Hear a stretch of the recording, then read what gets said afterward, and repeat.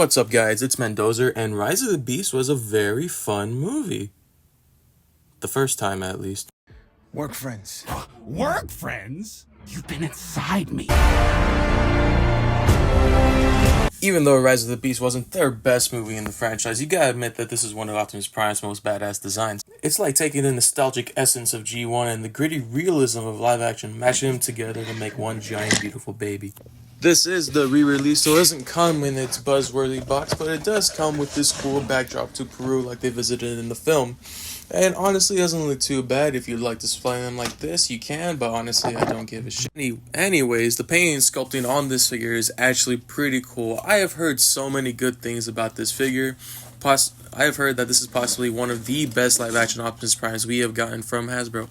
And honestly, I wouldn't say it would be the best Optimus Prime in general. Live-action, that can definitely be a runner-up. The amazing paint details, the actual sculpt of the figure itself is very shocking to me, considering from what we usually get from Hasbro, those pieces of shit. But honestly, I am pretty happy with the figure, especially the back piece. This is one of the cleanest backs I have ever seen on a live-action action figure. I wish they added more paint, but even from the side, it actually doesn't look too bad at all. Very nice sculpting, and you can get some pretty good angles and shots with this thing. Except the abs right here, there's a little gray midsection right there that's mostly used for the transformation, but I just think it juts out a little too much, but it doesn't bother me that much. As long as you ignore it, then you should be fine. And I haven't really experienced any paint chipping either, so it's a pretty solid figure. For the most part, at least. Yeah, unfortunately, my copy's ab crunch is a little too loose for my taste. It isn't too bad, I can still hold some pretty good poses with it, but whenever I try to just move it around in the way I don't want to, it just likes to flop, and it does get annoying sometimes, but it shouldn't be too bad. I mean, really, the only thing I usually flops around is the thing in my pants. He also comes with 2 accessories for himself. He comes with his Energon sword, and it does look really nice, the detailing and metallic paint. I just wish they colored it orange around the blade itself. He can hold his weapons. He can hold it in 3 ways. He can hold it the traditional cool-ish looking way, and it actually doesn't look too bad with this sword, honestly. I might pose him like this, I don't know. With the second way, there's a little blue port on the side of the sword, and a plug hole. That's what I call him, at least. Plug hole. You can store it on his forearm right there. And that is the more traditional way with older Transformer toys. As you can see, there is a tiny little hole right above Optimus Prime's wrist on the wrist flap. And going back to the end of the sword, there is a tiny blue handle. If we take that blue little clip, plug it right into there, and it actually looks like the sword is shooting out of Prime's wrist. And honestly, this is probably the best way to do it in my personal opinion. And then going back to the wrist, you can actually open this flap up, put the fist in, and it leaves a tiny little peg right there where the sword is pointing at. And this is where you can install his blaster from the movie, and this is so huge. I swear, this is very huge. All jokes aside, this is pretty nice detailed gun. I just wish they added a little more paint and a bigger gun in general, because it just looks pretty small in my opinion.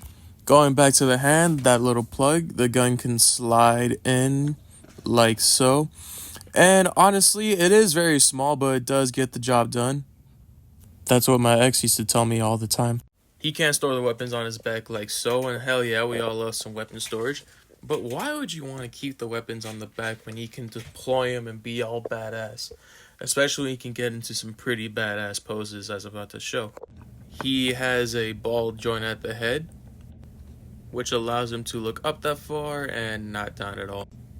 He does have a full rotation at the arm itself, and he has a damn shoulder joint. These are the worst joints. It just makes it figure worse. Stop doing this, Hasbro. He does have a bicep swivel as well, double jointed elbow right here, specifically from the transformation, and a wrist swivel. He also has a ab crunch, like previously mentioned. A little loose, but it still holds position. And it does look pretty ugly on the side, but if you work with what you got, it's pretty good. He does have a great waist swivel right here. Legs can kick up pretty high, actually. That's pretty good range, but it doesn't kick back like at all anymore. The side skirts do move up and down, which allows room for a very beautiful spread. He does get a pretty good thigh swivel right there. Pretty good 90-degree bend at the knee right there. The ankle is on a ball joint, so it can get a little swivel right there. Not much up and down, honestly. And of course, a beautiful ankle pivot. Posability on this figure is actually pretty good, despite the flaw I have with the shoulder joints. I think those shoulder joints sucked and they should just stop doing them. I know there's an upgrade kit out there, but honestly, I don't think it's worth it if it's cost as much as the damn figure. But honestly, you can create some faithful shots from the movie, and despite it being a smaller Voyager of these days, it's actually kind of tall. Anyways, here's some size comparisons. Here he is next to Maximum Series Spider-Man, the GOAT Captain America himself, Studio Series 86 Optimus Prime, YOLO Park Rise of the Beast Optimus.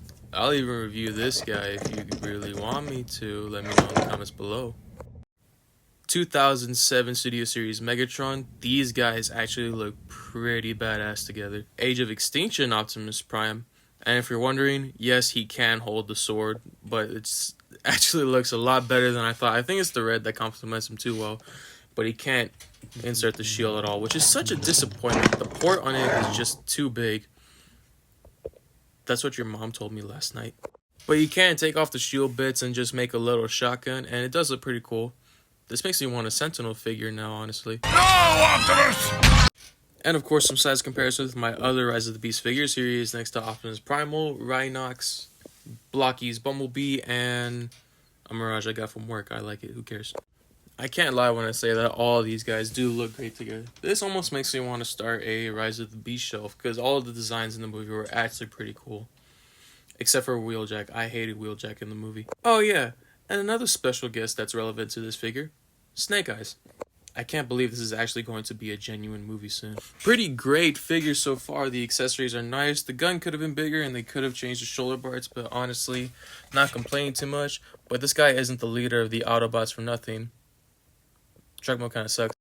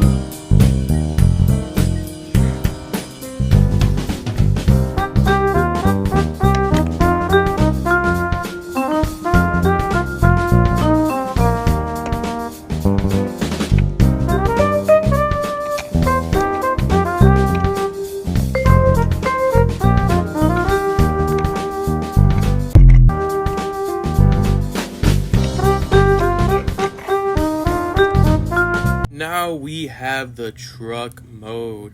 And honestly, it looks pretty cool. It's a red and blue truck. It's Optimus. Everyone knows who he is. It looks pretty cool in the front. I love the grills and the little added armor pieces to the front. And honestly, on all sides, it looks pretty good.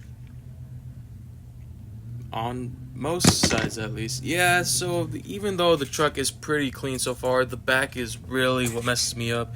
Usually it's on the robot mode where the back is kibble-tastic, but this is insane for a truck, honestly. It does have its purpose. If we bring back our old friend the gun, we can store it right there on the side of the bed of the truck. And hell yeah, we love some weapon storage, but it looks stupid. Anyways, the truck mode itself is alright. I do love the little details, especially the white stripe. They did a really clever job at putting it on the truck itself and not really getting to see it as much in the robot mode. And it rolls pretty well too, but I'm not really going to show that right now. Size comparison time. Here he is next to the Maximum Series Spider-Man, Captain America, 86 Optimus Prime, and yes, I did take the time to transform them. Age of Extinction Optimus Prime, 2007 Megatron, YOLO Park Optimus Prime, and of course the rest of the Rise of the Beast figures in their alternate modes, except Bumblebee because he's blockies. I really want to try to do a review on Optimus Primal or Rhinox himself. I don't know, should I do a review? I don't know, let me know in the comments down below.